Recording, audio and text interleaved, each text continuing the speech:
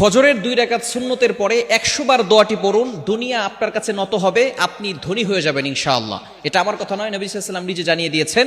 জিয়াউন নবী এই কিতাবের 5 নম্বর খণ্ডের 902 নম্বর পৃষ্ঠায় এই হাদিসটি রয়েছে। ইমাম মালিক রাহমাতুল্লাহি আলাইহি তিনি এই হাদিসটি বর্ণনা করেছেন। ইবনে ওমর অর্থাৎ আব্দুল্লাহ ইবনে ওমর রাদিয়াল্লাহু তাআলা হাদিসটি বর্ণনা করেছেন। ইমাম মালিক রাহমাতুল্লাহি আলাইহি সূত্রে আব্দুল্লাহ ইবনে ওমর রাদিয়াল্লাহু তাআলা এই হাদিসটি বর্ণনা করেছেন। আব্দুল্লাহ ইবনে ওমর রাদিয়াল্লাহু তাআলা তিনি বলেন, একবার নবীজি সাল্লাল্লাহু আলাইহি ওয়াসাল্লামের কাছে এক ব্যক্তি আসলেন। আসার পরে বললেন, ইয়া রাসূলুল্লাহ, ইয়া হাবিবাল্লাহ, দুনিয়া আমার কাছ থেকে বিমুখ হয়ে গিয়েছে, দুনিয়া আমার কাছ থেকে পৃষ্ঠ প্রদর্শন করেছে, দুনিয়া আমার কাছ থেকে হারিয়ে যাচ্ছে। ইয়া রাসূলুল্লাহ, আপনি আমাকে এমন কিছু আমল শিক্ষা দেন যাতে করে আমি দুনিয়ার কিছু সম্পদ উপার্জন করতে পারি। নবীজি সাল্লাল্লাহু আলাইহি সাল্লাম সেই সাহাবীকে বললেন, তুমি কি ফেরেশতাদের দোয়া ও আল্লাহ তাআলার সৃষ্টিজীবের সকল সৃষ্টিজীবের তাসবিহ তুমি পড়ো না? যেই তাসবিহের কারণে সকল সৃষ্টিজীবকে আল্লাহ পাক রব্বুল আলামিন রিজিকের ব্যবস্থা করেন, এই দোয়াটা কি তুমি পড়ো না? তখন নবীজি সাল্লাল্লাহু আলাইহি সাল্লাম এই দোয়াটা সেই সাহাবীকে শিক্ষা দিলেন। এই সাহাবী সেখান থেকে চলে গেলেন। চলে যাওয়ার পরে কিছুদিন তিনি আসলেন। আসার পরে বললেন, ইয়া রাসূলুল্লাহ, ইয়া হাবিবাল্লাহ, আপনি আমাকে যে দোয়াটা শিক্ষা দিয়েছিলেন এই দোয়াটার আমল আমি করেছি। এই আমল করার ফলে আল্লাহ পাক রব্বুল আলামিন আমাকে এত পরিমাণ সম্পদ দিয়েছেন, এই সম্পদ রাখার জায়গা এখন আর আমার কাছে নাই। সুবহানাল্লাহ বিহামদি। কালিমা যেটা আপনি কল্পনা করতে পারছেন, ছোট্ট একটি দোয়া, চমৎকার একটি দোয়া, সহজ একটি দোয়া, যে দোয়াটা পড়লে আল্লাহ পাক রব্বুল আলামিন আপনার কাছে দুনিয়াটাকে নত করে দিবেন। দুনিয়ায় আপনি আল্লাহ পাক রব্বুল আলামিন দুনিয়াতেও আল্লাহ তাআলা সম্পদ দান করবেন, আখিরাতেও আল্লাহ তাআলা আপনার জন্য সহজ করে দিবেন। চমৎকার একটি দোয়া হচ্ছে সুবহানাল্লাহি ওয়া বিহামদিহি সুবহানাল্লাহিল আযীম আস্তাগফিরুল্লাহ। সুবহানাল্লাহি ওয়া বিহামদিহি সুবহানাল্লাহিল আযীম আস্তাগফিরুল্লাহ। কখন পড়বেন? সুবহে সাদিকের সময়। এই সময়টা হচ্ছে 2 রাকাত নামাজ, অর্থাৎ ফজরের 4 রাকাত নামাজ, 2 রাকাত সুন্নত, 2 রাকাত ফরজ। 2 রাকাত সুন্নতের পরে এবং ফরজের আগে এই সময়টা পড়লে বেশি গ্রহণযোগ্য হবে।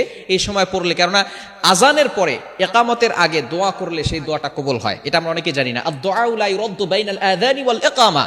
আজান এবং ইকামতের মাঝখানে যে দোয়াটা করা হয় সেই দোয়া আল্লাহ পাক রব্বুল আলামিন অ্যাকসেপ্ট করে নেন, কবুল করে নেন। এই সময় যদি আপনি 100 বার এই দোয়াটা পড়তে পারেন প্রতিনিয়ত, আল্লাহ পাক রব্বুল আলামিন আপনাকে ধনী বানিয়ে দিবেন, দুনিয়া আপনার কাছে নত করে দিবেন। সুবহানাল্লাহি ওয়া বিহামদিহি সুবহানাল্লাহিল আযীম আস্তাগফিরুল্লাহ। বুখারী শরীফের সর্বশেষ হাদিস।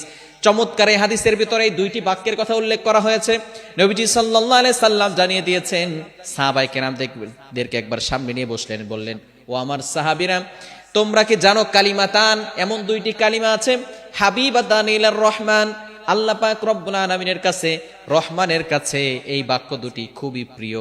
এমন 2টি বাক্য আছে যে বাক্য দুটি আল্লাহ তাআলার কাছে খুবই প্রিয়। খাফিফাতান আলাল লিসান, মুখে উচ্চারণ করা সহজ। সাহাবায়ে কেরাম তো হতবাক হয়ে গেলেন, আল্লাহর কাছে সবচেয়ে প্রিয় বাক্য কোন দুটি হতে পারে?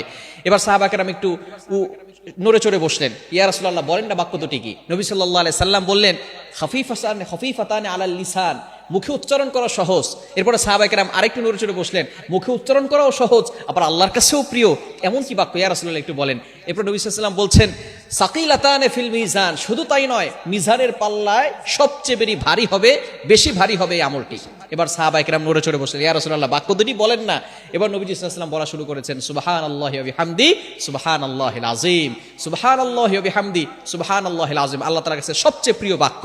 এজন্য আপনি সব সময়, শুধু ওই সময় না, সুবহে সাদিকের সময় নয়, আপনি সব সময় ওই সময় পড়বেন এবং সব সময় পড়তে পারেন সুবহানাল্লাহি ওয়া বিহামদিহি সুবহানাল্লাহিল আযীম। তাহলে আল্লাহ পাক রব্বুল আলামিন দুনিয়া আপনার কাছে নত করে দিবেন এবং আখিরাতেও আল্লাহ তাআলা আপনার জন্য আমলের পাল্লা ভারী করে দিয়ে আল্লাহ তাআলা আপনার জন্য জান্নাতের ব্যবস্থা করে দিবেন। এজন্য আমলটি করতে পারবো তো ইনশাআল্লাহ। আল্লাহ তাআলা আমাদের সকলকে এই আমলটি করার তৌফিক দান করেন।